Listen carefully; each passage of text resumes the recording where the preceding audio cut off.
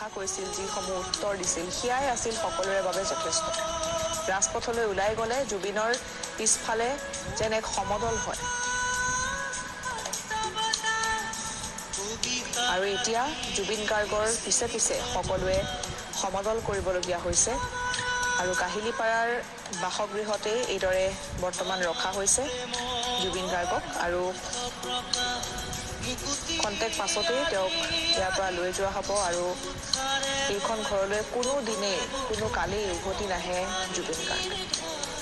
পত্নীক এই ঘৰখনত তেওঁ এৰি থৈ গৈছে, পিতৃক এই ঘৰখনতেই তেওঁ এৰি থৈ গৈছে, তেওঁৰ ভগ্নী, পৰিয়ালৰ যিসকল লোক সকলোকে ইয়াতেই তেওঁ এৰি থৈ গৈছে। আৰু এই ঘৰখনৰ পৰা যেতিয়া তেওঁ ওলাই যাব, পুনৰ কেতিয়াও উভতি আহিব নোৱাৰে, উভতি নাহে।